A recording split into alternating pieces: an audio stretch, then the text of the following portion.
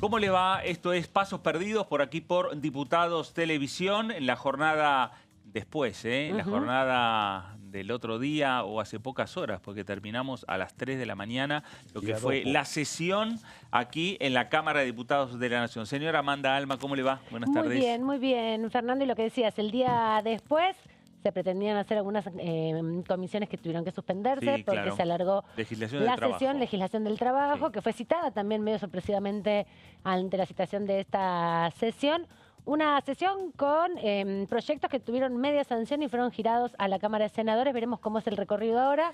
Vamos a analizar a lo largo de la jornada de hoy, todos lo estamos haciendo acá en Diputados TV, cómo sigue el tratamiento de estas iniciativas que tuvieron también el rechazo del oficialismo, por supuesto, y también de algunos bloques aliados. Todo en un contexto, podríamos decir, preelectoral que se va sintiendo en la Cámara. Sí, claro, sin lugar a dudas, y también se va a sentir en el Senado y se va a sentir si el gobierno nacional termina haciendo lo que está adelantando el presidente de la Nación, Javier Milei, que es vetar estas normas en caso de ser convertidas en ley y que van a tener que venir al Congreso para que el Congreso decida si acepta o rechaza ese veto presidencial. Pero lo cierto es que son proyectos de alto impacto social y que, por supuesto, han tenido, sin lugar a dudas, diferencias que han marcado y han cruzado casi a la totalidad de los bloques políticos. Pero vamos a los títulos. A los títulos.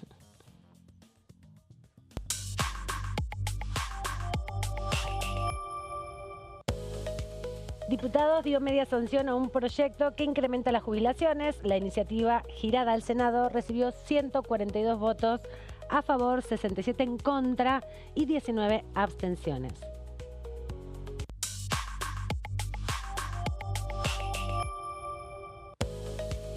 Diputados aprobó y giró al Senado la emergencia en discapacidad. Será en todo el territorio nacional hasta el 31 de diciembre del año 2027.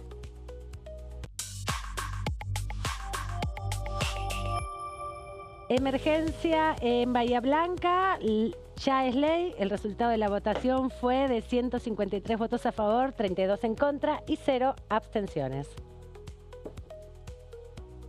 Bueno, ahí estaban los temas centrales que cruzaron. También hay que agregar otros temas que tuvieron que ver en esta discusión que dio la Cámara de Diputados de la Nación, como por ejemplo, movió el engranaje, lento, pero movió el engranaje de la Comisión Investigadora por el caso Libra. De eso vamos a hablar, pero le damos la bienvenida a nuestro compañero, claro, por supuesto, Claudio Mardones, que siguió muy de cerca todos los pormenores de la sesión. ¿Cómo estás? Bienvenido, Claudio. Muy buenas tardes. ¿Cómo les va? Muy contento de estar aquí con ustedes. Y bueno, luego de una sesión que encierra una serie de pulseadas. Algunas que ya venían, también implica la finalización y la concreción de una serie de emplazamientos. Bueno, una nueva pulseada que se abre camino al Senado y que puede volver en forma de veto. Interrogantes respecto a las abstenciones también y algunos votos ahí que hay que ver si esta vez están o no están los 87, aquellos que reivindicó el presidente Javier Milei el año pasado en la primera edición de esta pulseada, y un pulso ahora, dentro de un ratito. Se espera que a las 5 de la tarde el ministro de Economía, Luis Toto Caputo, protagonice el anuncio del paquete de leyes, las reformas a la ley penal tributaria y a la ley de procedimiento penal tributario vinculadas a la ley colchón, al plan colchón. Bueno, parece que eso se va a terminar de oficializar ahora, mientras estemos al aire, a las 5 de la tarde, y bueno, tenemos posibilidad de contar un poco cómo llega aquí a esta Cámara de Diputados esta iniciativa que está por lanzar el Gobierno Nacional y mandar para aquí, para el Legislativo. Me parece una buena síntesis el plan colchón, ¿no? Es un buen tuit, un buen título para una nota. Nuestro editor, que tiene sus gajes del oficio, ahí sintetiza todo lo que será de ahora en adelante, ¿no? Nosotros ahora vamos a revisar un poco lo que sucedió ayer. Sí, exactamente. A ver, el tema jubilado se discutió prácticamente en paralelo, ¿no? Las diferentes iniciativas, lo que tenía que ver con moratoria, lo que tenía que ver con la posibilidad de llevar adelante la discusión respecto a los aumentos en torno a no solo el bono, sino también el aumento del 7,2 a los jubilados. Y el tema primero en votación, lo que votaron apenas se cerró ese debate, inicialmente los diputados nacionales fue el aumento del 7,2% para todas las jubilaciones y pensiones en la República Argentina. Se va a votar en general a continuación el dictamen de mayoría contenido en la orden del día 790 con las modificaciones introducidas por los diputados preopinantes. Sírvanse, por favor, identificarse todos los diputados. ¿Están todos? ¿Están todos identificados, logueados? Tiempo para votar. Adelante.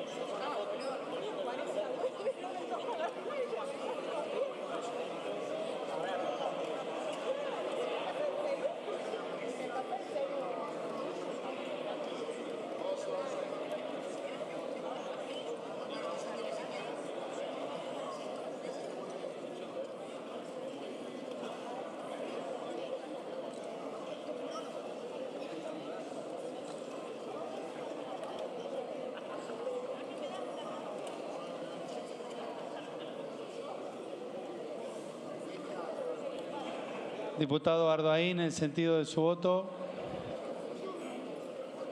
Abstención. Diputada Banfi, el sentido de su voto. Abstención. Diputado Benedetti. Abstención, presidente. Abstención. Diputada Besana. Abstención. Abstención. Diputada Sofía Brambilla. Abstención. Abstención. Diputada Brouwer de Koning. Abstención. Abstención. Diputada Sole Carrizo. Abstención. Abstención. Diputado de Loredo. Abstención. Diputada Figueroa Casas. Abstención. Diputado Garrido. Abstención. Abstención. Diputado Laspina. Abstención. Abstención. Diputada Los Penato. Abstención. Abstención. Diputado Nieri. Abstención, presidente. Abstención. Diputada Reyes. Diputada Reyes. Abstención. Diputada Ana Clara Romero. Abstención. Abstención. Diputada Sotolano. Abstención. Abstención. Diputado Tetaz. Abstención. Diputada Pamela Verasay. Abstención. Diputada María Eugenia Vidal. Abstención. Se cierra la votación. Por secretaría se dará lectura. 142 votos afirmativos, 67 negativos, 19 abstenciones. Resulta afirmativo. Se pasa a la votación en particular. Podríamos decir que esta sesión se caracterizó principalmente por un volumen importante de abstenciones, sobre todo en bloques más bien aliados al Ejecutivo Nacional. Sí, y que mostraron diferencias internas, puertas hacia adentro, ya diferencias que el tema jubilaciones había marcado cuando se tuvo que firmar los dictámenes de comisión. Estamos hablando principalmente del bloque del PRO. Quienes se abstuvieron son aquellos que están dentro del PRO, cercanos, inclinados hacia Mauricio Macri. Totalmente. Los que votaron junto a la Libertad Avanza, aquellos que están con, acompañando a Patricia Bullrich. Esos sectores, ¿no? Ahí es lo que se vio. Exactamente. Gran diferencia también. Claro. Gran diferencia controlada por un Cristian Ritondo que tiene un nuevo protagonismo. Como presidente del PRO de la provincia de Buenos Aires, es el negociador del PRO con el reconocimiento de Mauricio Macri para llevar adelante el destino de un posible acuerdo entre la Libertad Avanza y el PRO. Digo posible porque, bueno, ya las confirmaciones surgen, pero muchos dicen hasta que no veamos cómo será la lista, la convivencia y todo, bueno, no se va a ver hasta dónde llega la profundidad de esa negociación. Pero es Cristian Ritondo el interlocutor. Sí. Y del otro lado, Karina Milei, secretaria general de la presidencia, su hermano, el presidente Javier Milei, y en ese contexto, bueno, al menos hasta ahora, con las diferencias que hay dentro del bloque del PRO, Ritondo las ha podido contener y en un escenario en donde el PRO se encamina de un modo u otro a dar otro paso más en el acercamiento con el gobierno, con la Libertad Avanza, afrontando algunos costos también. Y con el rol de Mauricio Macri en un papel secundario, pero permitiendo esta interlocución. Todas esas características, más el resultado de las elecciones del 18 de mayo en la ciudad de Buenos Aires, la emergencia de Rodríguez Larreta como cuarta fuerza opositora al PRO, y la derrota de todos los socios de Juntos por el Cambio en la ciudad de Buenos Aires, todo eso repercute obviamente en el PRO y también en el bloque del radicalismo. Pero ayer una de las fotos responde este interrogante un poquito. ¿Cómo va a ser el alineamiento del PRO de aquí en adelante en medio de todo este escenario preelectoral? Bueno, algo de eso lo vimos en la votación de hoy. Y algo que podríamos decir también, Claudio y Fernando, es que las emergencias no tuvieron abstenciones numerosas. No, claro. Fue una cuestión de una gran mayoría, Exacto. tanto en la de discapacidad como la vinculada con las inundaciones. Sí. Hubo un gran acompañamiento transversal, podríamos decir, No de fue, todas tan las unánime, fuerzas. no fue unánime como la otra vez con Bahía Blanca, pero volvió a darse el mismo comportamiento. Pero bastante, podríamos decir que se alcanzó bastante. Así que ahora vamos a repasar, si les parece bien, justamente cuando se vota la emergencia en discapacidad.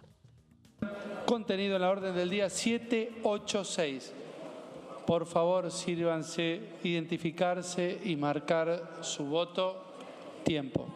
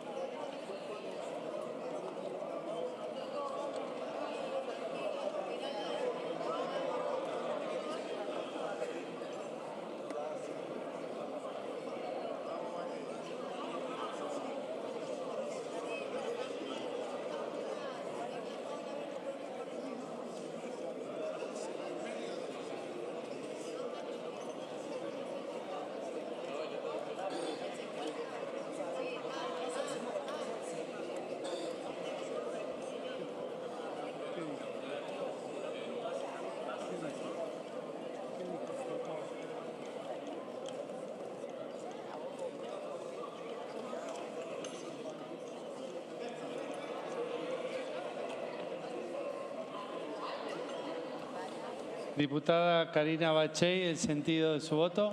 Abstención. Abstención. Diputado Francisco Morcho. No lo escuché, disculpe, diputado. Abstención. Diputada Alejandra Torres. Por las razones antes vertidas, abstención. Abstención. Leemos el resultado por secretaría. ¿Faltó su voto? ¿Por qué no me avisó antes, diputada? Gracias, presidente, para decirle que mi voto es positivo. Por auditoría, el voto de la diputada Penaca. 148 votos afirmativos, 71 negativos, 3 abstenciones. Resulta afirmativo. No me habilitó el voto, señor presidente. Mi voto es positivo. Por secretaría, el voto del diputado Rodrigo de Loredo. Ahí estaba, la votación de la emergencia en discapacidad. Otra emergencia que se votó y en este caso se transformó en ley es la emergencia para la zona de Bahía Blanca tras, obviamente, la terrible inundación que sufrió hace ya 2 meses atrás y están intentando todavía recuperarse con, bueno, una importante inversión que se tiene que hacer para restablecer el funcionamiento habitual de la ciudad de Bahía Blanca y los alrededores, ¿no? Sí, exactamente. Coronel Rosales y exactamente, y otros municipios. Este proyecto sí se convirtió en ley. Porque venía del Senado, ¿no? Exacto, sí, ese proyecto original que firmaron los 3 senadores por la provincia de Buenos Aires, Juliana Di Tulio, Guado de Pedro y el senador radical Maximiliano Abad. Y ahora la sanción de la Cámara de Diputados le da fuerza de ley. Exactamente, hay que recordar que se cruzaron los proyectos, hubo uno que salió de la Cámara de Diputados, hubo otro que vino de la Cámara de Senadores, pero el que venía de la Cámara de Senadores, ambos tuvieron unanimidad, tenía ya definida la partida presupuestaria mínima que se necesitaba para la reconstrucción. Y eso es lo que vamos a ver ahora. A continuación, corresponde votar en general y en particular el proyecto de ley por el que se declara zona de emergencia y en situación de catástrofe durante el término de 180 días a la provincia de Buenos Aires, especialmente a los municipios de Bahía Blanca y Coronel Rosales, en razón de las inundaciones registradas en el mes de marzo de 2025. Por favor, diputados, sírvanse, identificarse y marcar su voto. Tiempo.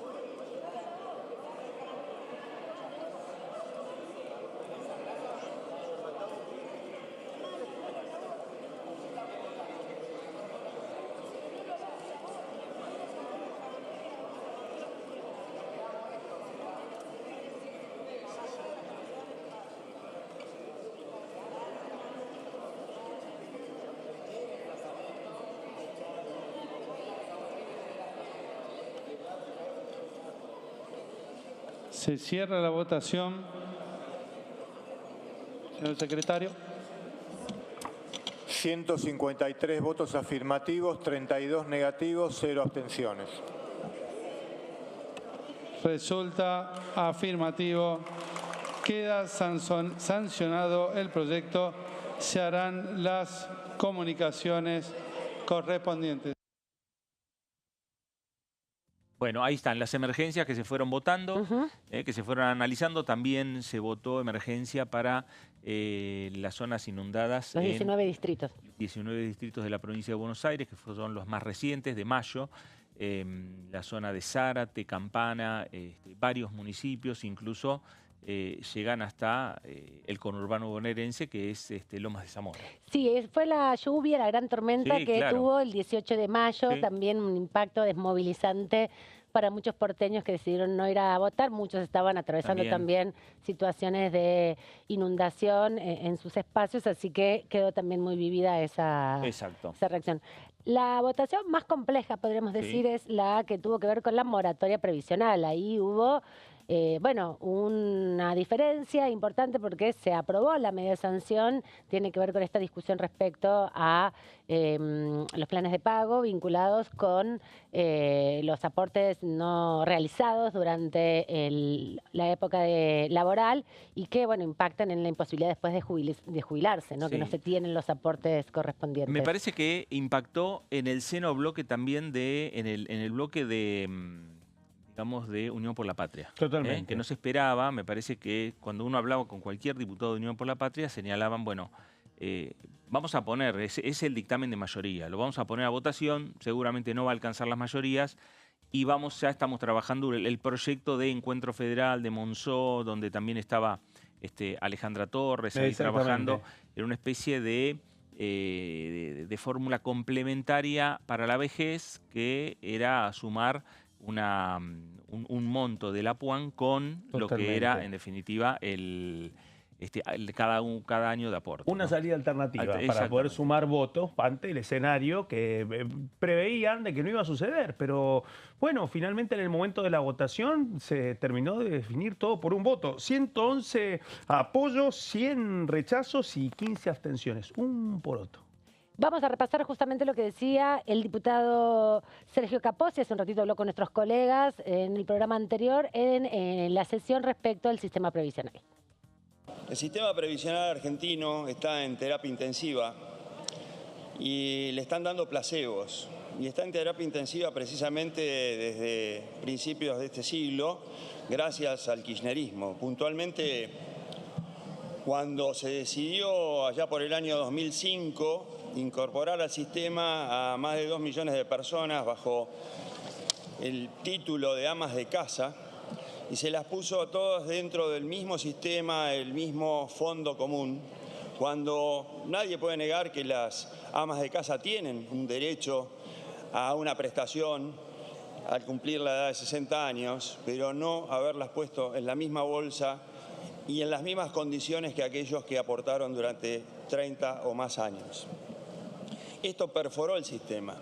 Sistema que había sido, o se generalizó allá por la década del 50, y que en ese momento contemplaba que por cada 4 activos había un pasivo, que la expectativa de vida era de 63 años. Quiere decir que la expectativa de vida estaba por abajo de ese piso de edad jubilatoria, en el caso de los hombres de 65 y las mujeres 60. Pero eso no les importó, esa medida populista impactó en los que sí habían hecho los aportes durante 30 años. Y acá quiero hacer un paréntesis. Muchas veces escucho hablar del empleador que evadió los impuestos, que evadió los aportes, que no hizo las contribuciones, etcétera, etcétera, etcétera. En España esto también ocurre, pero el trabajador y el empleador son solidariamente responsables ante la seguridad social. Es decir, si hay evasión, la evasión es de las dos, se necesitan dos partes. Y no tratemos más al trabajador como alguien que no tiene capacidad para discernir o comprender la criminalidad de sus actos. Tiene tanta responsabilidad aquel como el que negoció con el empleador, déjame en negro, así tengo muchos años por delante, y que después sabe que el Estado le va a hacer un beneficio que no le corresponde con estas benditas moratorias. Tenemos más beneficios por discapacidad que países que han padecido guerras perversas, muy sangrientas. 1.200.000 personas. Esto en el año 2000, 2001 no llegaba a los 50.000. ¿Qué pasó? ¿Cómo nos enfermamos? Bueno, escuchamos a gobernadores, a jefes de gabinete de provincias del norte, diciendo que como no te puedo dar estos beneficios, te voy a conseguir 2 médicos que te van a declarar incapaz, vas a tener más del 66%. Yo soy celíaco. Ahora, si viviese en Formosa, me entero que tendría una incapacidad igual o mayor del 66%. Maravilloso. Y se quejan. También se quejan con el tema de las cajas transferidas. En mi provincia, un policía, un taxista se jubila a los 50 años. Entonces, desde nuestra visión es que esto necesita una reforma que no sean parches. Volver a reactivar esto que finalizó después de décadas. En el mes de marzo, la última moratoria que le avisaron a todo el mundo. Es más, alguien se podía inscribir en ANSES y conseguir turnos, cosa que se hizo. Nosotros necesitamos hacer una reforma de fondo. Por eso hemos presentado 2 proyectos desde mi bloque. Uno, que habla de la constitución de una comisión de expertos para que no tengamos una reforma de la ley cortoplacista. El bono, está bien el bono, está mal el bono, son parches. ¿Por qué no hacemos una solución de acá a 50 años? Esto es lo que tenemos que pensar.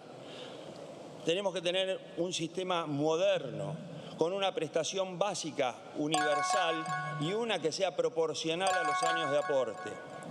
Pero, y con esto termino, en los países donde se benefició, se pudo modificar este sistema, porque esta crisis previsional es mundial, primero se atacó, se abordó el tema que hay que hacer en primera instancia, que es la actualización de las leyes laborales, que en nuestro país tienen más de 50 años.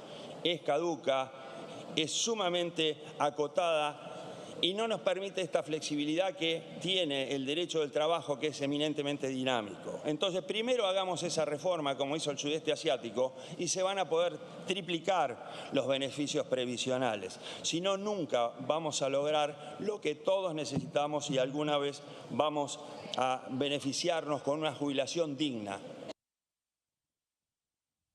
Bueno, ahí estaba el diputado Capozzi, la palabra del PRO, la opinión del diputado por la provincia de Río Negro. Vamos a ver qué decía Unión por la Patria. Habló como vocera también del bloque en la sesión respecto al tema jubilaciones, la diputada Victoria Tolosa Paz.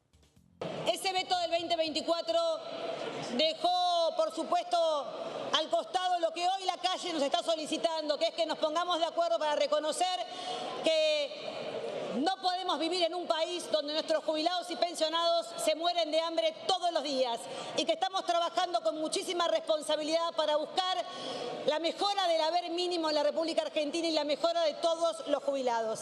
Por eso pedimos el 7,2 de incremento para todos los jubilados para recomponer aquel veto tremendo que para ustedes fue festejado, y fue festejado con un asado en Olivos. Lo decimos tristemente. Ojalá que el asado lo puedan comer los jubilados y pensionados después de lograr una mejora en el haber jubilatorio, que sin duda también tendrá que seguir el camino de empezar a mejorar las prestaciones para nuestros jubilados, no solamente el haber mínimo, sino todo lo que tiene que ver con el acceso a los medicamentos y a los servicios que tiene que otorgar el PAMI. No basta solamente con las jubilaciones, sino también con la mejora de la obra social que afecta la vida y la calidad de nuestros jubilados y pensionados. Por eso decimos 7,2 de aumento y después decimos algo bastante básico en el artículo 2, que quiero decirles que todos y el resto de los diputados también lo han reflejado, con distintos montos.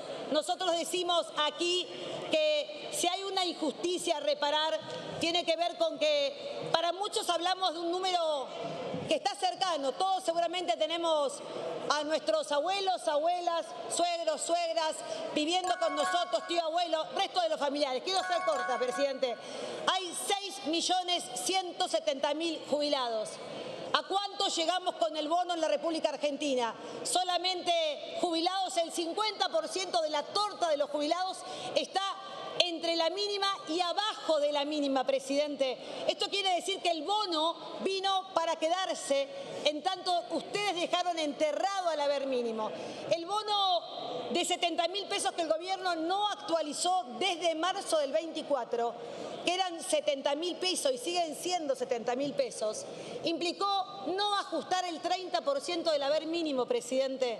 Esto quiere decir que ustedes convalidaron una forma de actualización con IPC para todos los jubilados, menos para los más pobres de la base de las jubilaciones en la República Argentina. 3 millones de jubilados los discriminaron. A los más pobres les ajustamos por IPC un pedazo de la jubilación, el 30% lo dejamos al costado.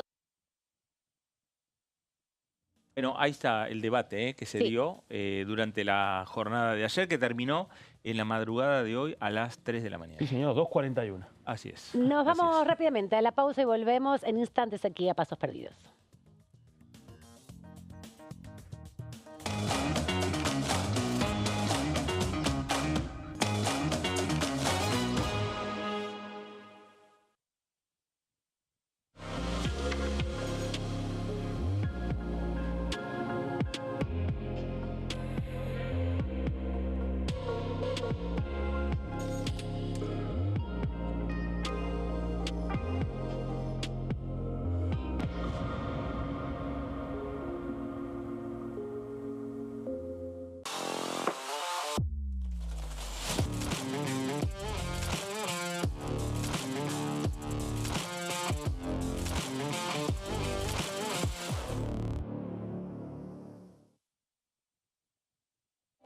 Elecciones legislativas 2025.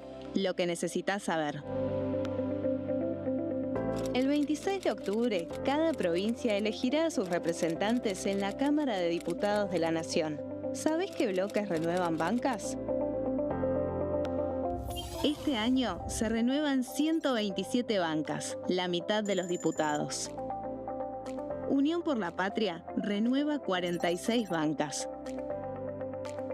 El Bloque de la Libertad Avanza renueva 8 bancas. El Bloque del PRO renueva 21 bancas. La Unión Cívica Radical renueva 11 bancas. Encuentro Federal renueva 7 bancas. Democracia para Siempre renueva 9 bancas. El Bloque del Frente de Izquierda renueva 4 bancas. Coalición Cívica renueva 4 bancas. Otros bloques renuevan 17 bancas. Elegí a tus representantes, tu voto, tu voz, tu futuro. Para más información, ingresá en www.argentina.gov.ar/elecciones-medio 2025. ¿Cómo prevenir dengue, zika y chikungunya? Para prevenir estas enfermedades, evita que el mosquito te pique y no lo críes en tu casa. El mosquito que transmite dengue, zika y chikungunya se cría en recipientes que juntan agua en los hogares. Da vuelta o tapa los objetos que puedan acumular agua o eliminalos si no los usás. Limpia y cepilla frecuentemente desagües y libera canaletas de hojas y o tierra. Evita tener plantas en floreros o frascos con agua. Limpia y rellena con arena los portamacetas.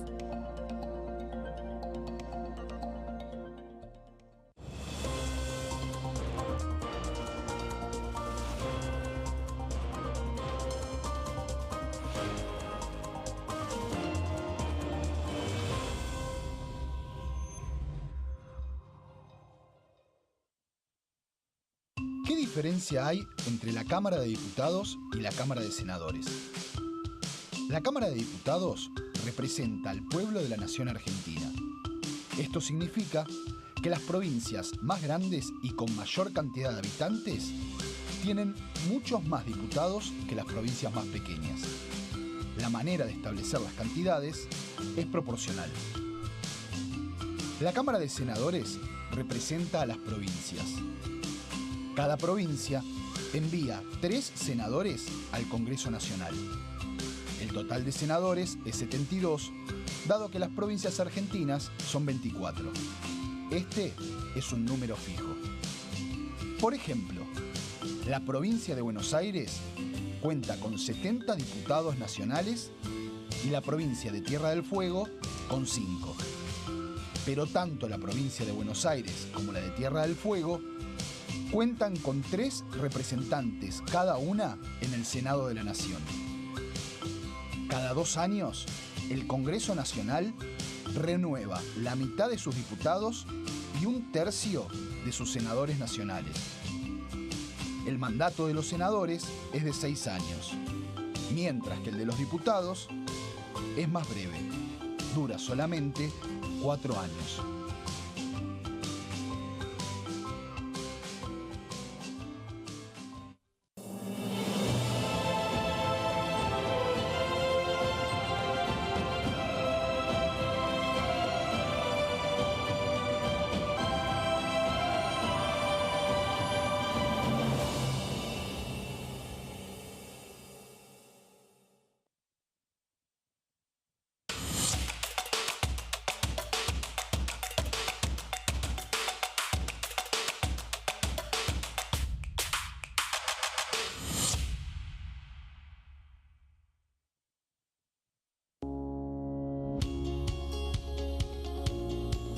La Cámara de Diputados tiene 257 miembros. Los diputados debaten y sancionan leyes que rigen en todo el territorio nacional. Algunas de las más importantes son el presupuesto de gastos generales del Estado, el Código Civil, el Código Penal, la forma en que se rige el trabajo, las jubilaciones, entre tantas otras. Además, controla y hace un seguimiento de las políticas del Poder Ejecutivo a través de la visita de diferentes funcionarios o el pedido de informes, así como la posibilidad de realizar juicios políticos a los funcionarios. La duración de los mandatos de los diputados es de 4 años y pueden ser reelegidos indefinidamente. Desde el momento en que asumen y hasta el final de su mandato, no pueden ser acusados, interrogados judicialmente, ni molestados por las opiniones o discursos que imitan desempeñando su mandato. Son requisitos para ser diputado tener al menos 25 años, 4 años de ciudadanía argentina y haber nacido en la provincia por la que se postula o haber residido en ella los 2 años precedentes. Se agrupan en bloques que expresan partidos políticos o afinidad ideológica. Existen también los monobloques integrados por un solo diputado.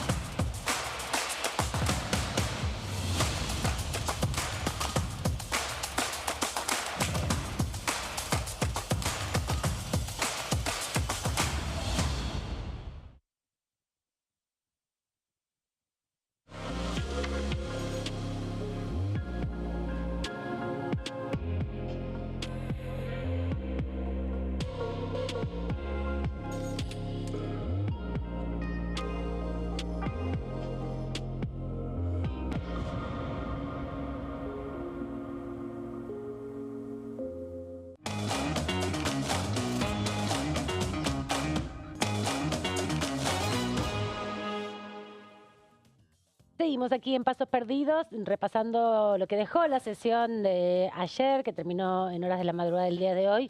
Una sesión que también fue bastante tensa en los intercambios, digamos, viene de un fracaso anterior, que no lograron justamente avanzar en las definiciones respecto a estos proyectos que tienen que ver con la situación de los jubilados, que también se sumó a la emergencia en discapacidad, pero por dificultades también en acuerdos políticos muy fuertes que tienen su epicentro no solamente en la comisión investigadora por la investigación de la estafa con la criptomoneda Libra, sino también con las designaciones de auditores de la AGN. Despejado un poco ese tema que se llevó las primeras 2 horas, lo de la comisión investigadora de la sesión, bueno, la oposición logró las mayorías necesarias para estas aprobaciones, que ahora hay que ver qué suerte corren en el Senado. Pero podríamos decir que ahora se cierra un capítulo, ¿no? El emplazamiento de estas comisiones, el dictamen de los proyectos, la media sanción. Y ahora la Cámara de Diputados se va a ocupar de otros temas. Sí, además de eso, me parece que es importante lo que nosotros mostramos en el bloque anterior, que es cada una de las votaciones. Sí, señor. ¿Cómo fueron los números? Porque no soy simplemente el número de decir si salió 110 a 100 o si salió 142 a 67. O, bueno, me parece que ahí también hay que hacer una lectura importante, porque la votación del aumento a los jubilados sale... del 7,2%, sale 142 votos a favor, 67 en contra, 19 abstenciones.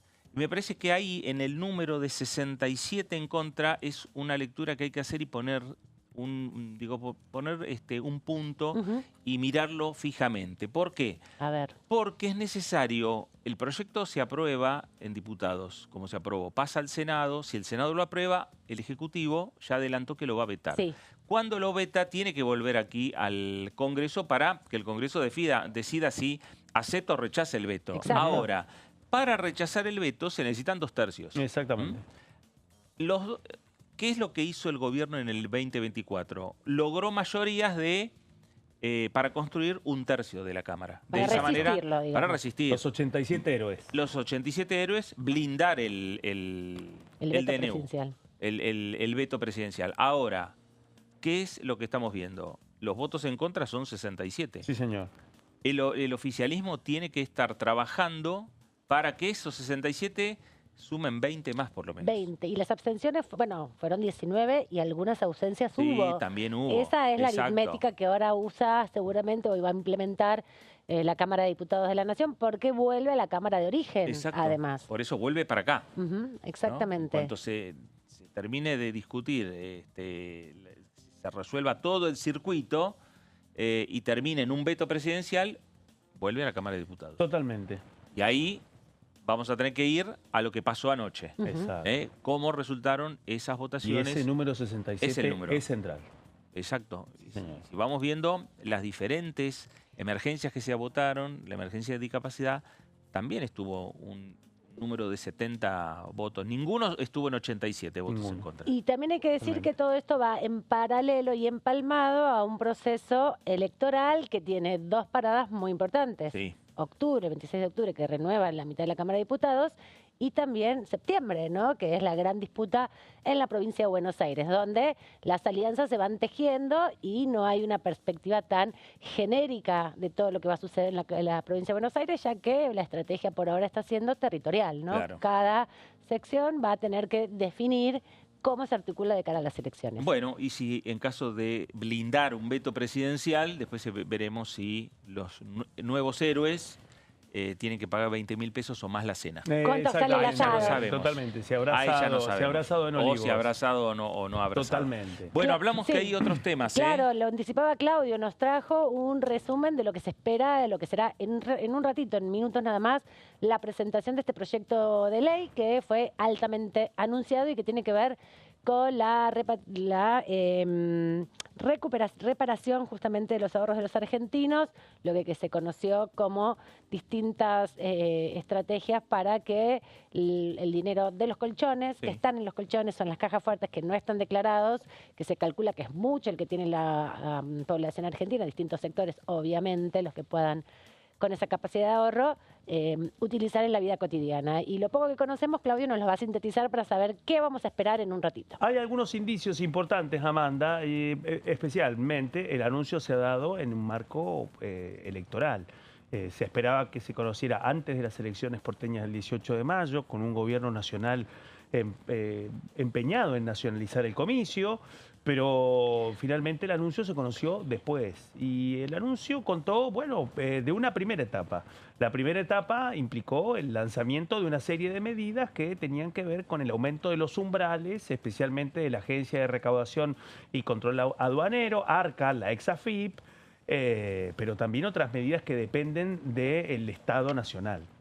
Lo que pasa, y esto es lo que le recomiendan los principales tributaristas a sus clientes, es que, bueno, si esto no es un blanqueo y encierra una serie de medidas, bueno, los tributaristas recomiendan y dicen, no muevan sus divisas si es que las tienen, hasta que no haya una ley del Congreso. Y acá es donde viene esta cuenta regresiva. Al menos por la información que contamos, bueno, la iniciativa empieza a poner a prueba su segundo capítulo. Su segundo capítulo son dos proyectos de ley. La reforma de la ley penal tributaria y la ley de procedimiento tributario. Ambas leyes requieren una reforma que implica una serie de cambios, especialmente, por ejemplo, para que haya cambios respecto a la liquidación del impuesto a las ganancias y con respecto al crecimiento patrimonial de esos fondos que pueden ser utilizados. Bueno, ahí hay un tema, y no solamente con el cambio de los umbrales de control de los organismos fiscalizadores, sino también del cambio en la ley, y en ese contexto las posibilidades de que después en el futuro quienes accedan a esta legislación no sean penalizados por otro gobierno o después del plazo previsto. Ahí es donde se abre un compás de espera hasta que el ministro de Hacienda, Luis Toto Caputo, formalice el anuncio hoy a la tarde. La hora prevista era 5 de la tarde. Pero acá hay otro elemento que prefigura lo que puede pasar aquí en el Congreso de la Nación cuando finalmente ingresen los proyectos enviados por el Ejecutivo. Y son los movimientos que viene haciendo ya el Gobierno Nacional, podríamos decir, allanando el camino. Bueno, tienen con qué. Repasemos, estamos hablando del plan de reparación de los ahorros de los argentinos. Vamos a ver primero los apoyos que vamos a poder leer aquí en profundidad y desmenuzar también. Lo primero que decíamos, lo que hace esta iniciativa, al menos por lo que tiene vinculado con el decreto que firmó el presidente Javier Milei, primero, es que la ARCA queda habilitada para implementar un nuevo régimen simplificado de ganancias. A eso se suma que, bueno, eso es a nivel nacional, pero también tiene un capítulo, y es que las provincias puedan adherir. Y para adherir tienen que firmar un acuerdo aquí en Buenos Aires, en donde normalmente se espera que venga el gobernador o el ministro de Hacienda. ¿Cuál es el cometido de ese acuerdo? Bueno, primero, intercambiar información, pero además, firmar los acuerdos para preservar la información del ciudadano. ¿Qué pasa con las provincias que no firmen? Y ahora sí, podemos verlo en la siguiente placa. ¿Qué pasa con las provincias que no firmen este acuerdo, teniendo en cuenta que se han ampliado los umbrales de información? Primero, no van a poder acceder a información importante para los fiscos provinciales. Uno de ellos tiene que ver con los datos de facturación, pero con facturación y consumos por encima de los 50 millones de pesos, ¿sí? Estamos hablando de un incremento de los umbrales mucho más grandes. Bueno, hasta aquí, este es el dato importante. Ahora vamos a la política. Este acuerdo se viene tejiendo ya desde la semana pasada y ha implicado una serie de visitas de gobernadores y funcionarios por la Casa Rosada, que a nosotros nos permiten inferir un poco cómo viene la rosca y la cosecha de voluntades que puede cosechar el oficialismo, valga la redundancia, para afrontar lo que va a ser el examen. Un examen político, también tributario y fiscal, pero en donde se pone a prueba también la rosca que ha tejido el gobierno nacional. ¿Cómo fue esa rosca? Bueno, fue firmar estos acuerdos de implementación de los cambios previstos por el decreto firmado por el presidente Javier Milei para el capítulo que se aplica desde el ARCA para el plan de reparación de los ahorros de los argentinos. Bueno, vamos a ver, se han firmado ya 13 convenios y por ende hay 13 provincias comprometidas, 13 de las 24 en menos de 10 días. Estamos a un paso de cerrar la semana. Bueno, las ceremonias y los momentos de firma comenzaron el jueves pasado. Y ahí sí, vamos rápidamente a ver por dónde vienen esos respaldos y por dónde vienen esas firmas. Vamos a la siguiente placa. Bueno, acá vemos las fotitos que ha preparado nuestra producción para poder graficar no solamente las figuras que le están poniendo el gancho a este acuerdo, sino también figuras que aquí en la Cámara de Diputados y en el Senado de la Nación son voces que van a ser determinantes a la hora de juntar los votos.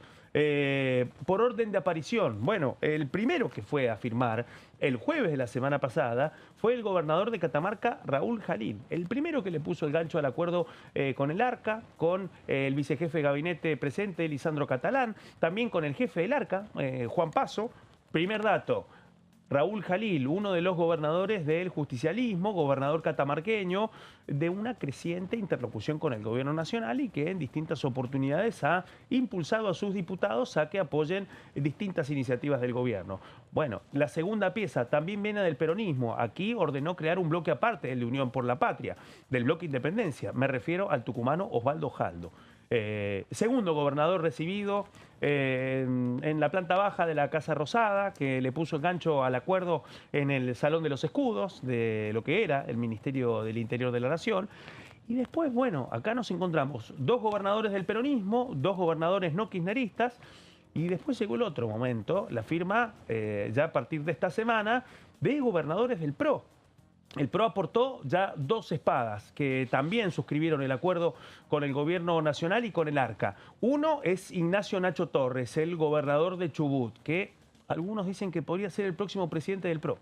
El otro que le puso el gancho fue el gobernador de Entre Ríos, Rogelio Frigerio, ex ministro del Interior durante la presidencia de Mauricio Macri, amplio poseedor y conocedor de la rosca del Poder Ejecutivo Nacional con los gobernadores, especialmente en materia tributaria y en materia financiera. Bueno, Frigerio y Nacho Torres fueron los 2 primeros gobernadores del PRO, Osvaldo Jaldo y Raúl Jalil fueron los 2 primeros del peronismo, y después apareció otro socio estratégico que este fin de semana, este domingo, tendrán elecciones locales, me refiero a Misiones. Quien estuvo firmando también el acuerdo es el gobernador Hugo Pasalacqua, actualmente el dirigente con más poder del Frente de la Concordia Misionero. ¿Será el dirigente con más poder?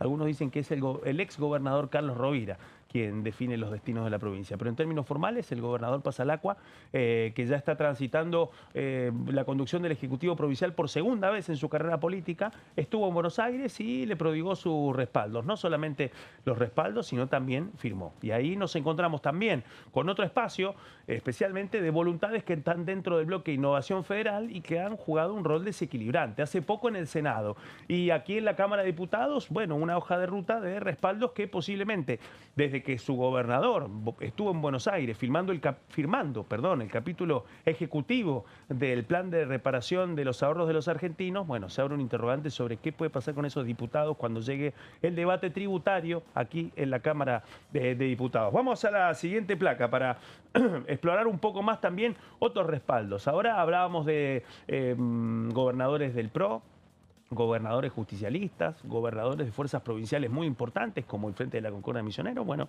también hubo ganchos radicales. El caso del gobernador Carlos Sadir, gobernador de Jujuy, también otro de los que ya suscribió el acuerdo y que forma parte del paquete de 13 provincias que ya suscribieron su acuerdo con el gobierno nacional.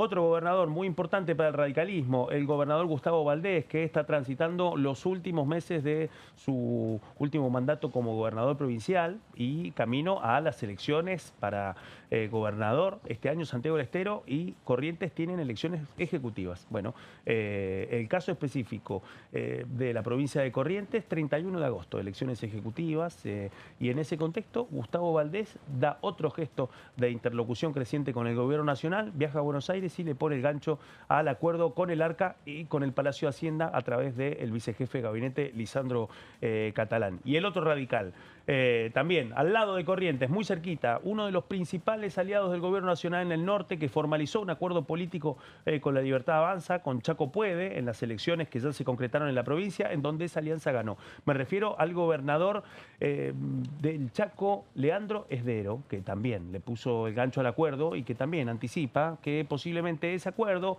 podría prefigurar algunos respaldos aquí en la Cámara de Diputados. Y ahora sí, vamos ya con el último capítulo de respaldos de gobernadores, porque también esto muestra que hay un respaldo variopinto, al menos en términos de la adhesión de los gobiernos provinciales con el gobierno nacional para la implementación de este capítulo, del capítulo que se articula con el incremento de los umbrales de fiscalización por parte de la Agencia de Recaudación y Control Aduanero, el ARCA, la ex AFIP. Bueno, también otro gobernador que vino y firmó, Rolando Figueroa, el gobernador de Neuquén, que le ganó al Movimiento Popular Neuquino, pero hoy gobierna en una articulación directa con el Movimiento Popular Neuquino. Bueno, no solamente estuvo Rolando Figueroa, otra figura del Partido Justicialista, más del Frente Renovador de su provincia, un peronismo no kirchnerista muy cercano al gobierno nacional en su interlocución aquí en el Congreso Nacional. Me refiero a otro Gustavo Sáenz, gobernador de Salta. Y lo acompaña también dos figuras de Cuyo que fueron y son gobernadores que llegaron a sus administraciones con el signo de Juntos por el Cambio, integrándose a partir de interlocuciones con el PRO que en aquel momento impulsaba Horacio Rodríguez Larreta, después hicieron campaña por Patricia Bullrich. Bueno, dos gobernadores cuyanos también estuvieron aquí en Buenos Aires firmando el acuerdo con el ARCA y con el Palacio de Hacienda. Me refiero al sanjuanino Humberto Rego, que lo vemos ahí en la fotito, y también al puntano o sanluiseño, como les gusta que les digan, Claudio Poggi, también gobernador de la provincia de San Luis. Bueno, ahí nos encontramos, estamos hablando de 13 gobernadores, 13 firmas, 13 respaldos para un proceso muy veloz que impulsó el gobierno nacional para conseguir estos respaldos. Bueno, y aquí el resumen en esta última placa. ¿Cuál es el impacto de toda esta rosca? Nos podemos preguntar aquí en el Congreso. Bueno, está ejecutándose en este mismo momento el desarrollo en tiempo real de esta negociación. Primero, el capítulo de la rosca de lo que fue la cartera de Interior con estos gobernadores y con los que vendrán. Ahora, ¿qué implica esto? Primero, que ahora cuando finalmente conozcamos los detalles de la reforma de la ley de procedimiento tributario y también de la ley penal tributaria, bueno, viene acá la pregunta es cómo se van a cristalizar aquí en la Cámara de Diputados estos apoyos de los gobernadores, especialmente con un oficialismo que la semana pasada se mostraba muy cauto ante el interrogante, que era el siguiente: no sabemos todavía en qué momento presentamos el proyecto. Ya lo tenían claro desde la semana pasada. Recordemos, hay un dato muy importante, el presidente Javier Milei recibió al bloque de La Libertad Avanza. Muchos de los integrantes del oficialismo hablaron de una clase magistral de 1 hora y media con el presidente Javier Milei explicando algunos datos como lo había hecho hace más de un año atrás con el bloque respecto a su política económica. En este caso entró en detalles respecto a esta iniciativa. Parece que desde entonces ya se manejaba la posibilidad de que el proyecto ingresaría hoy, pero había un momento determinante, Amanda y Fernando, y tiene que ver con la sesión que se concretó finalmente el miércoles. La pregunta era en qué momento hacerlo, y porque claro, la expectativa del oficialismo era que la sesión que se concretó no tuviera quórum y que repitiera una derrota para el oficialismo como la que sucedió hace 15 días atrás. Pasó todo lo contrario, quedó planteada una nueva correlación de fuerza a partir de la presencia de los bloques que pudieron garantizar el quórum necesario y avanzar con esta demostración de fuerza. Bueno, se abre el capítulo y la cuenta regresiva para esto que ustedes también explicaban antes, la pulseada por el próximo veto presidencial. Pero también está este otro capítulo, los apoyos que ha ido juntando el Poder Ejecutivo hasta que llegue este momento, la presentación de los dos proyectos, que fue finalmente después de la sesión de ayer. Bueno, de esto vamos a estar hablando en un minuto porque va a ser el tema de acá en adelante, sí, claro. Obviamente cuando conozcamos el texto del proyecto iremos viendo y consultando a los diputados, pero ahora es momento de ir al corte porque tenemos un entrevistado próximamente. Así es, rápidamente nos vamos a la pausa, que decía estamos en Diputados Televisión.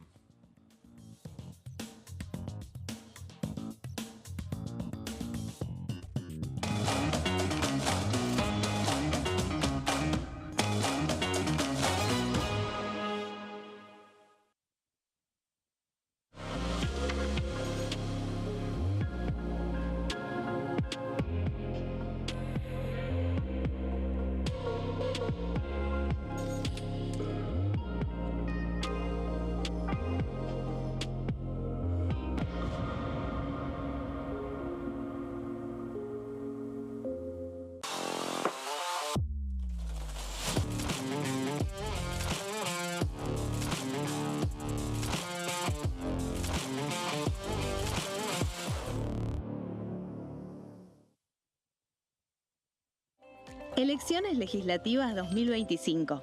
Lo que necesitas saber. El 26 de octubre, cada provincia elegirá a sus representantes en la Cámara de Diputados de la Nación. ¿Sabés qué bloques renuevan bancas? Este año se renuevan 127 bancas, la mitad de los diputados. Unión por la Patria renueva 46 bancas.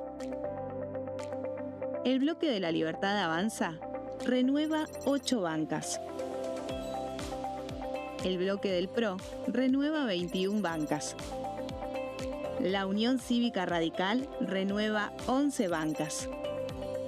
Encuentro Federal renueva 7 bancas. Democracia para Siempre renueva 9 bancas. El Bloque del Frente de Izquierda renueva 4 bancas. Coalición Cívica renueva 4 bancas. Otros bloques renuevan 17 bancas. Elegí a tus representantes, tu voto, tu voz, tu futuro. Para más información, ingresá en www.argentina.gov.ar/elecciones-medio 2025. ¿Cómo prevenir dengue, zika y chikungunya? Para prevenir estas enfermedades, evita que el mosquito te pique y no lo críes en tu casa. El mosquito que transmite dengue, zika y chikungunya se cría en recipientes que juntan agua en los hogares. Da vuelta o tapa los objetos que puedan acumular agua o eliminalos si no los usás.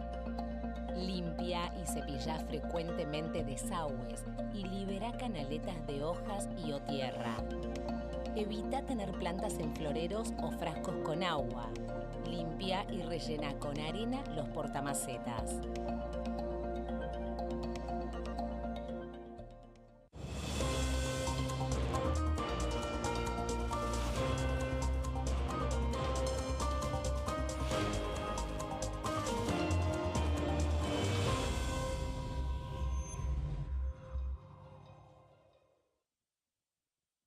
¿Qué diferencia hay entre la Cámara de Diputados y la Cámara de Senadores?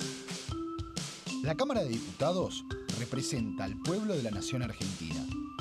Esto significa que las provincias más grandes y con mayor cantidad de habitantes tienen muchos más diputados que las provincias más pequeñas. La manera de establecer las cantidades es proporcional. La Cámara de Senadores representa a las provincias. Cada provincia envía 3 senadores al Congreso Nacional. El total de senadores es 72, dado que las provincias argentinas son 24. Este es un número fijo.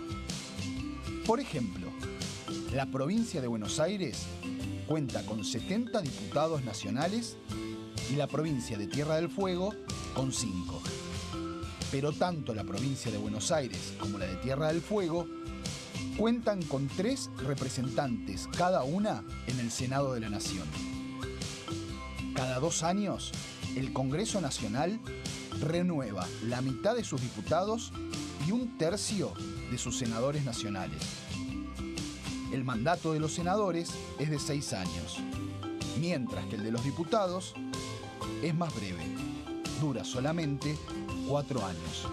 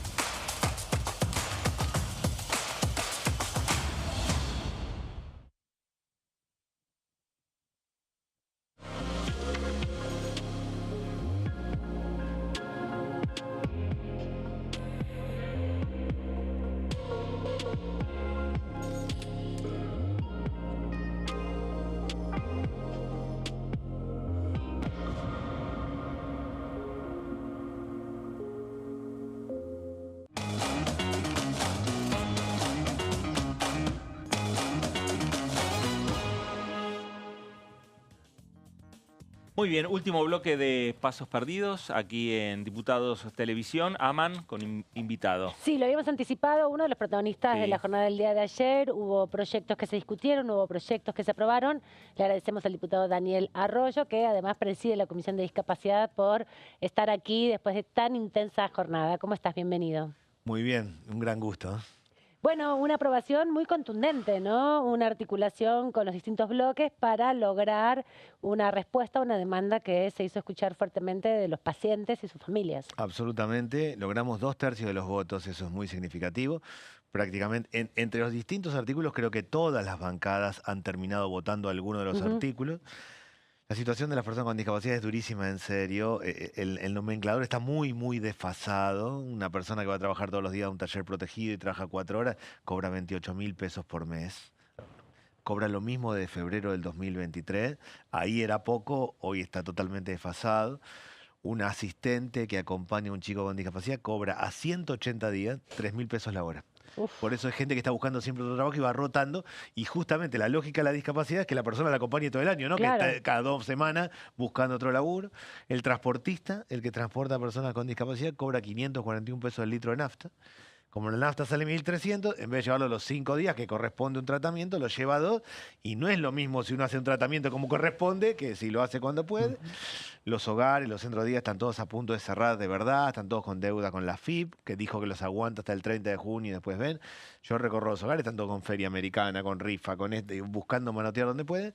La ley tiene una primera parte que actualiza el nomenclador. Dice, actualicemos esto, que está muy desfasado, vamos a diciembre del 2023, antes del 120% de evaluación, traigámoslos a hoy por inflación, descontemos lo que sí se aumentó y construyamos un nuevo nomenclador. La verdad es que es un avance claro, porque al final de ese proceso el transportista va a cobrar el litro de nafta lo que sale de nafta. Sí. El que va a trabajar y va a poder cobrar, la terapista va a cobrar, las personas van a acceder a los medicamentos. Es una primera reconstrucción. Son 3 partes, pero esa primera es muy importante porque está realmente parado el sistema de atención a las personas con discapacidad. Bueno, a ver, esa es una de las bases centrales del proyecto. La otra base es lo político. ¿Cómo se construyó esa mayoría? Porque no es que ayer empezó, cuando se dijo que se abría la sesión a las 12 del mediodía y en el recinto se construyó la mayoría. ¿Vienen trabajando desde cuándo? Porque además aquellos que participaron en muchas ocasiones, en muchos momentos en la comisión, y golpearon las puertas del Congreso, también golpearon las puertas de la Dirección de Discapacidad. Absolutamente. Y no encontraron respuestas. Es así. La ley yo la presenté el 17 de febrero. A partir de ahí arrancó el proceso. En 4 meses hicimos todo este proceso. Primero se convocó a varias instituciones. En marzo primero la aprobamos en la Comisión de Discapacidad. Ahí las personas que estamos en la Comisión de Discapacidad, del partido político que fuéramos, tenemos una cosa especial con el tema, por tener familiares, conocidos. No es un tema partidario. Toda persona que se anota a estar en la Comisión de Discapacidad, del partido que sea, tiene algún llamado, algo. Entonces, hay una sensibilidad especial. Se aprobó con una gran mayoría, fuimos a Salud, a la Comisión de Salud, se aprobó. Como la Comisión de Presupuesto no se reúne, tuvimos que ir a emplazar. Yo fui al recinto al comienzo del mes de abril. Logramos 126 votos a favor, 70 en contra para emplazar, obligar a tratarla en la Comisión de Presupuesto. Ahí tuvimos una primera decepción de parte de las familias porque justo fue cuando falleció el Papa Francisco y se corrió una semana y eso generó una angustia por las dudas. Decir, ¿qué pasó? Una semana. Claro. Bueno, finalmente esa semana todo el mundo comprendió, se aprobó, luego fuimos al recinto. Y ahí tuvimos una segunda situación también compleja porque la sesión estaba pedida para el 29 de mayo. Que luego no se efectivizó, fue ese día que se movilizaron las familias y que todos preguntaban, che, pero ¿será cierto? ¿Se va a hacer? ¿No? La angustia es muy fuerte de una familia con discapacidad. Finalmente, el 4 de junio logramos aprobarla. Y logramos aprobarla, yo de verdad creo que es una cuestión que excede lo partidario. Hay bloques que acompañan normalmente al gobierno, que la han aprobado. Personas sueltas de bloques que tienen un llamado natural, porque dicen, mira, yo siento que acá hay un problema. Entonces, personas que forman parte del bloque han votado también. Hemos construido una mayoría humanitaria. Yo creo una mirada humana hemos logrado. Y vos decías que lograron con los votos 2/3, ¿no? Sí. Que es un número importante frente a una posibilidad de veto también, ¿no? Sobre todo porque son proyectos que tienen un impacto fiscal, aunque mínimo, y desde el oficialismo se encargaron en estos días de poner eso en relevancia. Sí. Yo creo sinceramente que no se va a vetar la ley. Pienso que el Senado la va a tratar rápido y no se va a vetar. Hay que tener mucho estómago para vetar esta ley, pero verdaderamente, digo, yo quiero entender la situación. Una familia con una persona con discapacidad, esa familia a partir de ese momento es otra, definitivamente. Una madre, porque normalmente se encarga la madre, con un hijo con discapacidad, su vida definitivamente cambió. Lo único que no se puede hacer es maltratar. Lo único que no se puede hacer es lastimar a las personas con discapacidad. Empeorar su situación. Comprender, uno tiene que ponerse en el lugar del otro. En mi opinión, el que está en el área de discapacidad o en el área social tiene que ponerse en el lugar del otro. Uno puede en turismo, no necesariamente ponerse en el lugar del otro y ser buen funcionario, y puede ser, o medio ambiente, o deporte, pero hay áreas que es empatía, no hay otra. Funciona así, tiene que gestionar bien, pero funciona así. A mí me parece, lo que yo dije de las prestaciones, el impacto fiscal es 0,003, pero además no es el impacto fiscal, es lo que le debe el Estado a las personas con discapacidad porque no actualizó el nomenclador. Actualizó el nomenclador 0,5% en el año.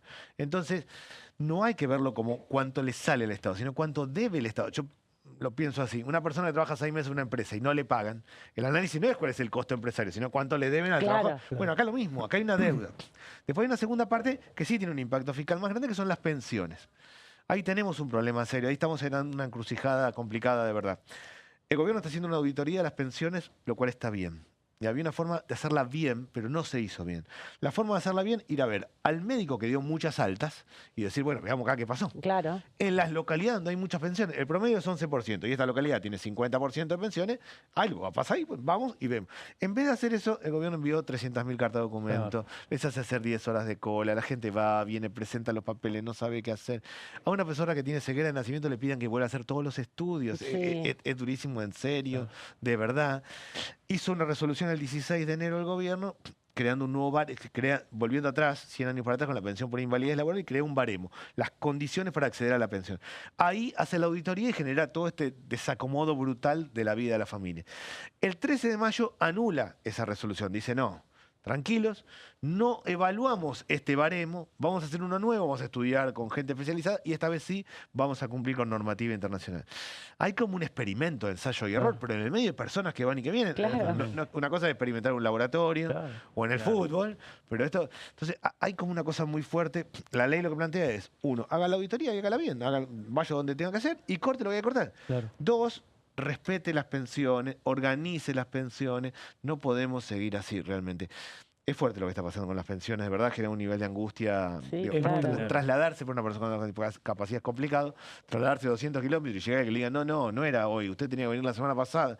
El 40% de las cartas de documentos no llegaron al lugar porque la gente alquila. Entonces estamos todos rezando que un buen vecino diga, ¿dónde vivía? La solidaridad de la comunidad. Claro, no podemos funcionar así como una política pública. Todos estamos tratando de generar buena onda, pero muy difícil, de verdad. Ahora, diputado, usted claramente está hablando de una cuestión de empatía, de sensibilidad. Ahora queda claro que el gobierno va a enfrentar una pulseada sobre un tema muy sensible, de un alto impacto social. Y la gran pregunta, ¿cómo se explica que el gobierno haya llegado a este punto con desactualizaciones tan pronunciadas del nomenclador, afectando con tanta dureza la vida cotidiana de tantas personas y llegando a un punto de consecuencias políticas por fuera de los costos políticos? ¿Qué explicación encuentra usted desde su especialidad? Yo creo que hay dos explicaciones de eso. Uno, le dieron una pauta de ajuste a la Agencia Nacional de Discapacidad imposible de cumplir con las auditorías. Entonces, desesperado, desacomodó todo el sistema. Le dijeron, vos tenés que recortar 30%, no hay manera de hacer eso en discapacidad. Entonces salió, recorto por acá, saco, no aumento el nomenclador por un lado. Y segunda, hay una más complicada para mí, y es el gobierno ha decidido no cumplir con las resoluciones de Naciones Unidas. No por discapacidad, sino por el tema de cambio climático, no tomar el cambio climático. De rebote eso le pega a discapacidad porque hay una convención de derechos de las personas con discapacidad. Entonces, cuando hizo el decreto de enero, denominó a una persona con discapacidad como idiota, imbécil, débil mental. ¿Por qué? Porque eran conceptos de hace 100 años realmente para atrás de salud, cambiaron, pero como uno no toma las resoluciones de Naciones Unidas, tiene que irse para atrás y lo que queda atrás es eso.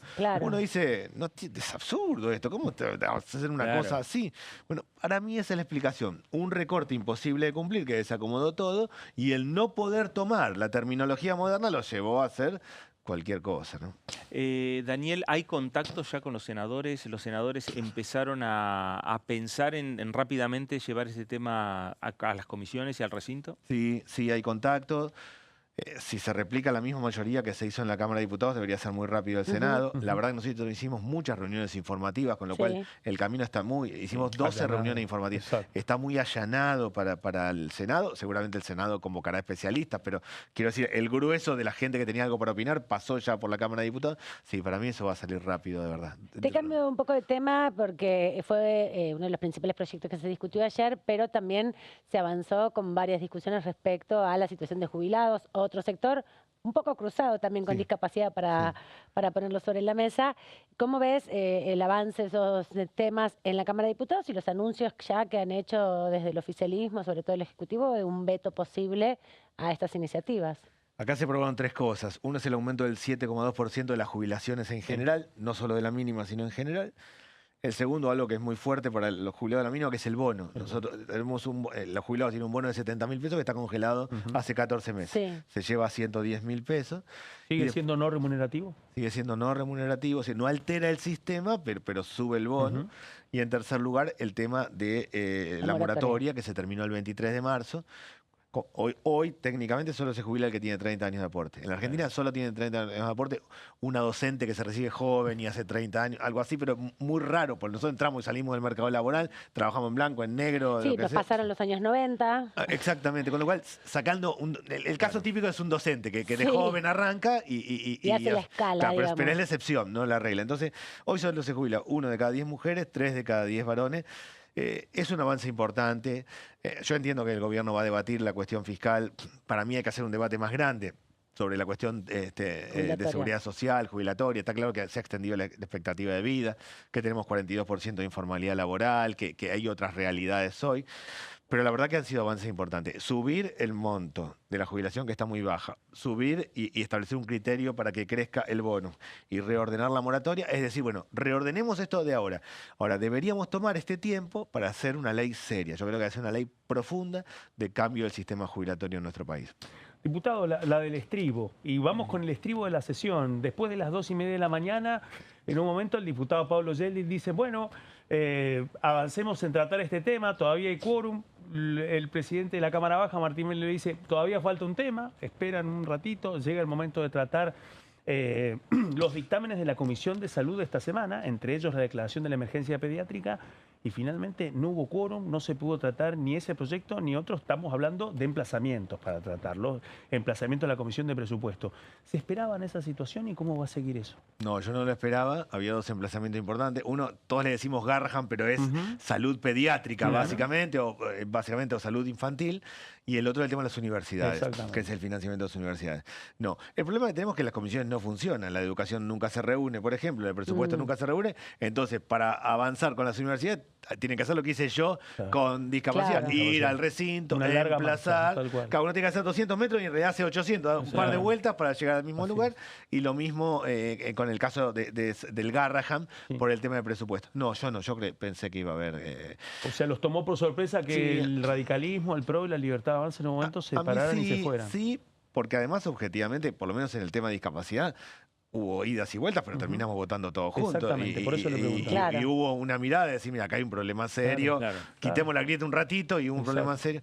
Es una macana, porque de verdad hay un problema serio con el tema de la atención de los niños, el Garrahan, los hospitales, pero en general, y las universidades otra vez están, pero no teniendo para sobrevivir en serio. Teníamos la posibilidad de emplazar, de tratar en las comisiones, de ir al recinto. Ese era el camino lógico. Yo pensé que iba a suceder. Realmente a mí me sorprendió. Bueno, y en la estrategia del bloque o del sector de la oposición, ¿están pensando pedir una nueva sesión para emplazar a las comisiones? Sí, la verdad que no lo sé porque todos estábamos convencidos que salían los emplazamientos de ayer, con lo cual nos imaginamos la semana que viene en las comisiones trabajando. No lo sé, debería ser lo lógico. Siempre construir quórum es complejo, en serio, esta vez lo logramos. La verdad que no lo sé. Yo sinceramente quedé impactado porque aparte éramos un montón en la Cámara y de golpe quedamos 126 sentados nada más. Sí, es fuerte. Estamos hablando no solo de situaciones críticas, sino de gente que está esperando, está en la calle esperando. Incluso hay que repensar el funcionamiento de la Cámara. Las personas con discapacidad ayer, que estaban desesperadas esperando la ley, vinieron a las 11 del mediodía. Estaban desde temprano. Nosotros lo terminamos votando a las 2 de la mañana. arranquemos a las 9, dejemos las cuestiones que no son del tratamiento para después. Hay que generar un mecanismo, hay gente, lo mismo con lo del Garrahan. Claro. No, yo entiendo que sí tenemos que ir a otra sesión, pero no sé cuál será la dinámica, se definirá en el bloque. Yo estaba convencido que ayer se votaban los dos emplazamientos, pero absolutamente convencido. De hecho, estaba pensando que hasta que lo levantaba era a mano alzada, Sí, que claro. había haber acuerdo general. Me imaginaba Parecía eso. eso. Me imaginaba eso, pero no sucedió. Gracias, diputado Arroyo, por este ratito. Bueno, y Gracias. sobre todo la diferencia de venir después de semejante Exactamente, la maratón. sesión y maratónica sesión el día de ayer. Vamos a repasar, si les parece, lo Muy que decía bien. Nicolás del Caño, diputado del Frente de Izquierda, en este caso representando a la provincia de Buenos Aires. Uno escucha al presidente decir que las jubilaciones han acompañado a la inflación, pero se olvida que la mayoría de las jubilaciones, que son las jubilaciones mínimas, tienen un bono congelado de 70.000 pesos, un porcentaje muy importante de los haberes, congelado desde el mes de marzo del 2024. Una licuación brutal. ¿Sabe cuánto debería ser ese bono si se hubiese aplicado la fórmula de actualización por inflación de este gobierno? Por arriba de los 160.000 pesos. Y aprovecho para decir justamente que nuestro planteo hacia el dictamen de mayoría es que se incorpore no 115.000 pesos de actualización del bono, sino que se actualice a 160.000 pesos, que es lo que correspondería. Entonces, presidente, acá escuchamos, y lo vimos también en programas de televisión, en las redes sociales, al presidente de esta Cámara decir que en consonancia con esto que acostumbran a hablar de degenerados fiscales, a todos los que planteamos garantizar una jubilación que alcance a millones de jubiladas y jubilados, es que esto es un costo altísimo, ¿no? Un costo fiscal altísimo. Entonces, el cuentito este de que no hay plata se vuelve a repetir.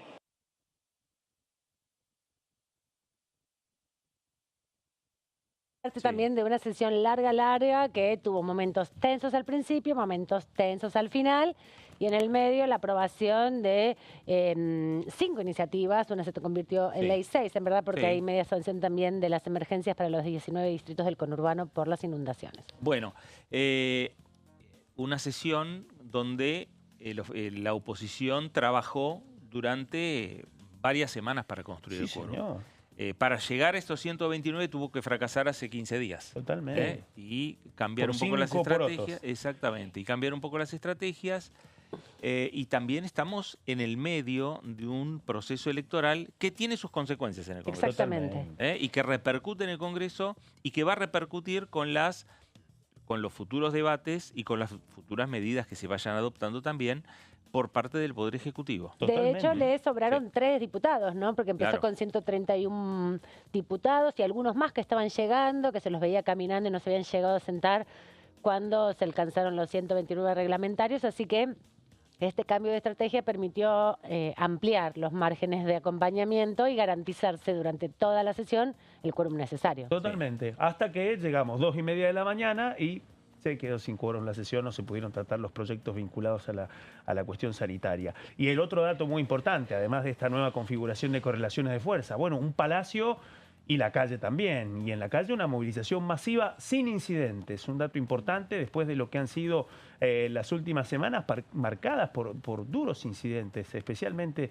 en los alrededores del Congreso. Bueno, movilización grande, muy grande, masiva, pero un vallado y también sin incidentes. Otro dato importante de lo que pasaba fuera de este palacio, y un palacio que esta Cámara de Diputados tuvo una serie de definiciones que abren una serie de interrogantes, pero tal cual decían ustedes. En un momento en donde se empieza a cortar el tiempo y el pulso electoral, y un paso adelante, un paso atrás puede tener consecuencias distintas a una pulseada similar como la del año pasado. Sí, y cuántas lecturas para hacer, ¿eh? Que dejó esta sesión. La presencia de los 3 diputados de Tucumán, por ejemplo, de Independencia, votando, acompañando a lo que es ese grupo de oposición. Totalmente. Que en otros momentos hubiesen acompañado a la Libertad Avanza. Lo mismo sucedió con los salteños. Exacto. No estuvieron presentes, es verdad, los misioneros, pero están en un proceso electoral que lo tiene que llevar adelante. Y se vota este el domingo están cerrando las campañas, están cerrando, obviamente, ni los del Frente Renovador de la Concordia, ni tampoco los radicales libertarios de la Liga del Interior. Arjol no estuvo. Pero bueno, pero está en medio de la campaña. Fíjese usted, están todos en campaña.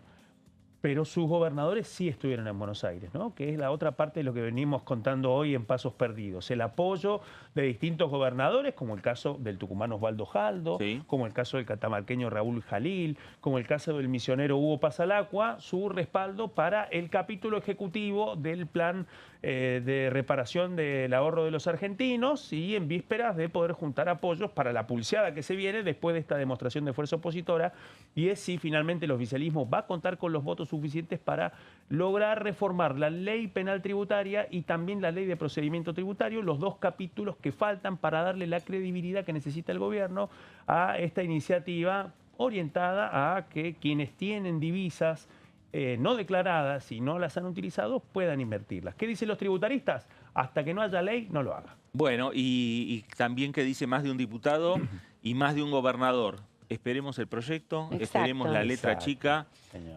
Hoy ya lo vamos a tener. Las cláusulas antilavado. Ya están los anuncios del ministro de Economía, los proyectos que están llegando al Congreso y que seguramente la semana que viene empezarán ya a tomar conocimiento los diputados, o ya a partir de mañana, ¿no?